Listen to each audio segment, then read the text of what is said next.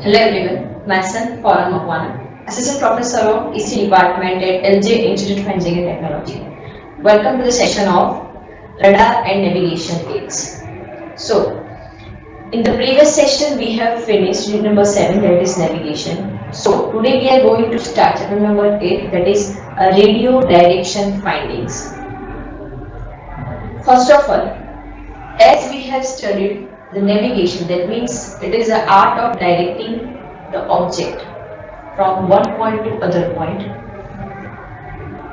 After that, we need to identify how that objects will go into from one point to another point with the help of which devices, right? So in today's session, we will first understand what do we mean by radio direction finding, with the help of which antenna it is going to be done, that is a loop antenna.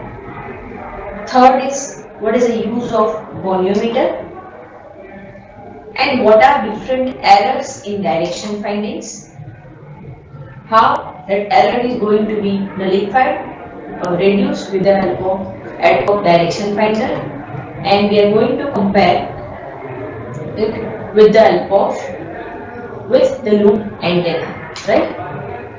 Now first of all, what is a radio direction finding? As the earliest method of electronic navigation was by a direction finding, that means we are going to determine the direction of arrival of electromagnetic waves at receiving station, right? So that waves are omnidirectional. Based on that, the location of transmitter is the blade circle, because the omnidirectional antenna transmit the signal uniformly all over the direction. Okay. So the oldest method which is used both on the ships as well as on the aircraft, right? So if the direction finder is on the aircraft, we are able to determine the bearing of two or more fixed stations that will be used to identify whether my target is fixed or moving, right? It can be on the ground or it can be into the aircraft. So what if the direction finder is on the ground? So it will find the bearing of the aircraft, which passes the information to the aircraft by a radio communication channel, right? So it can use the region of radio spectrum. So at which frequency we are going to do this? The certain frequencies are allocated for the specific use, is like low frequency, or we can say medium frequency, high frequency, and the very high frequency bands. But the technical features may differ from the basic principle that remains the same. Alright? So for a radio direction finder, which antenna we are going to use? We are going to study the loop antenna. So what is the loop antenna? From this diagram, you are able to identify that there is a one square loop, right, in which we are going to feed the wave at the point A, right? It has a length of A and width of B, right? So this loop antenna is mainly used at low and the medium frequency. It is going to be mounted in such a way that it can rotate, right? You can see over here the length is A, this is the length, and this is the width B, right? So if we are going to incident a vertically polarized electromagnetic wave. Why? To make an angle of theta with the plane of the loop. See, this is AB, this is CD, this is the north and this is the east plane, right? So if we are going to rotate the antenna in such a way that it can make an angle of theta with the plane of the loop, that means in the direction of the propagation, such that the voltage is going to be induced in the vertical numbers of loops. Over here only single loop is there, but we can also use many loops, alright, but it should be in the vertical manner, not in the horizontal manner, right? Because the magnitude of the voltage which is induced in the two vertical member, alright. So voltage in two members will not be in phase, right? It can be out of phase, which can be seen in the phasor diagram. So the voltage induced in AB is less by an angle phi, right? So this is how we are going to use a loop antenna for the radio direction finder by moving and by rotating the antenna, right? So if we are going to increase the numbers of loops, that means my signal is going to be directed, more directed in the desired direction. That means my signal have a high directivity. If the directivity is high, signal can travel through a longer distance. Alright. So the next topic is goniometer. Now what do you mean by goniometer? As the loop direction finder, that we have used a loop antenna, which has a disadvantage that a loop has to be rotated. It must have a small size such that the rotation can be done easily. Okay, but if the size of the loop is very small, then the result is relatively a small signal pickup. Okay, to facilitate the manual operation, loop has to be located near the receiver. So this is the requirement, which is not always easy to meet. That's why these disadvantages are going to be eliminated by using a two fixed loop, which is going to be placed manually perpendicular to each other and combining their outputs, which result in goniometer.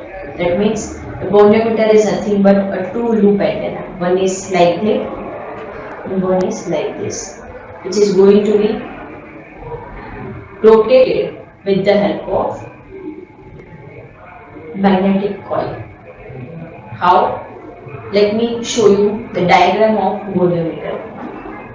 So the antenna and the goniometer arrangement is like in the next slide, but this loop should be fixed and can be as large as practicable.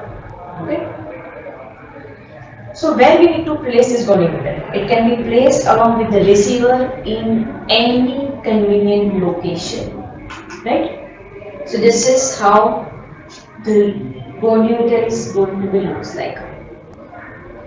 This is one loop antenna, one triangle is there. This is the another loop antenna. Okay.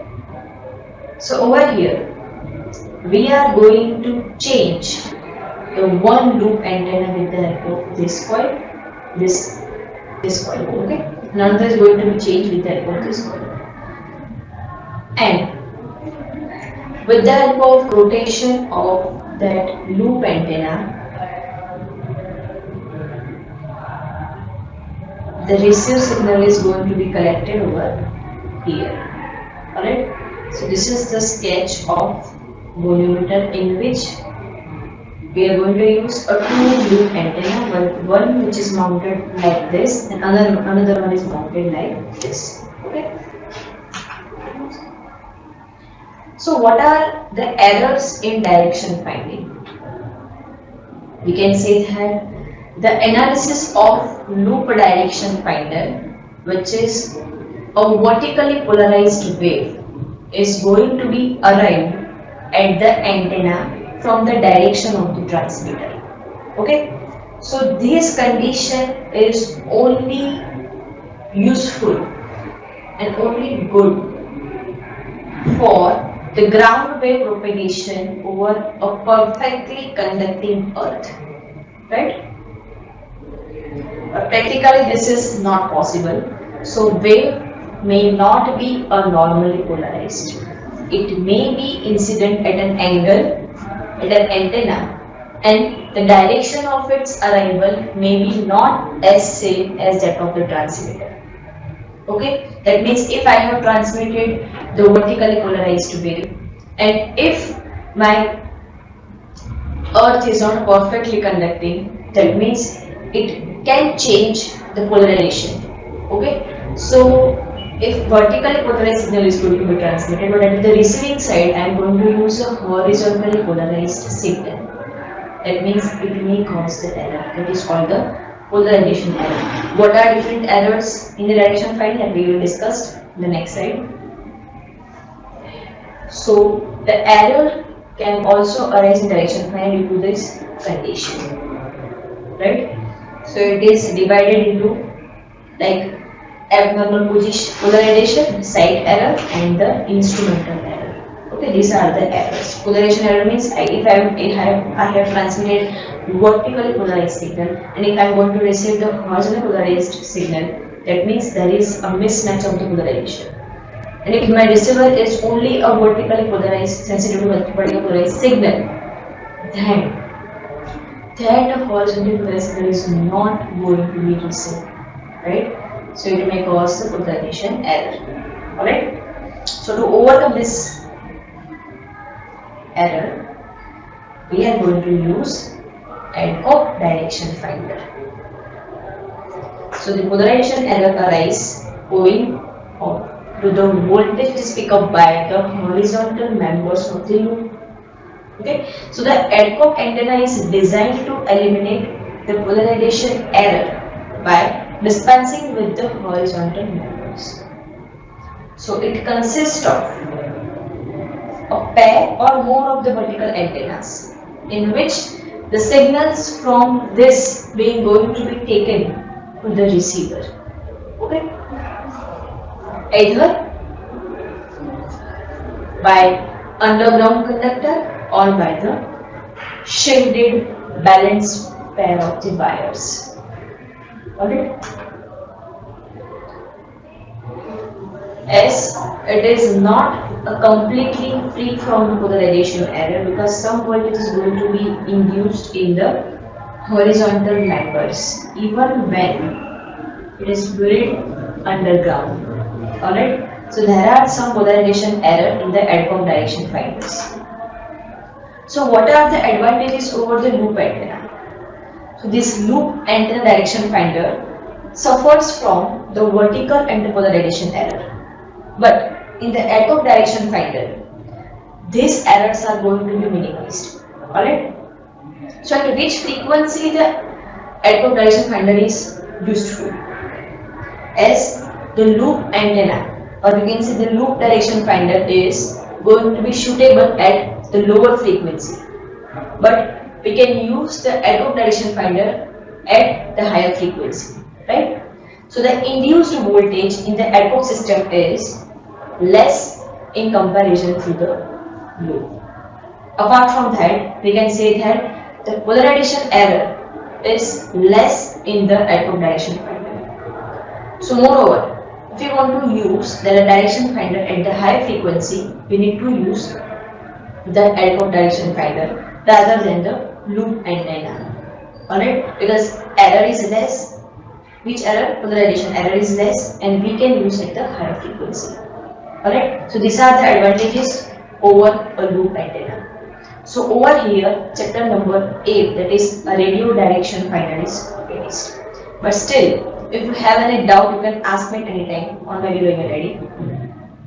So we have studied what do you mean by radio direction finders, what are different components that we can use like loop antenna, Adcock direction finder, goniometer, and what are different errors in radio direction finders and how to overcome that error in this chapter. Okay, so over here chapter number 8, that is radio direction finder, is finished. So in the next session we are going to start chapter number 9. Alright, till then, thank you for your attention.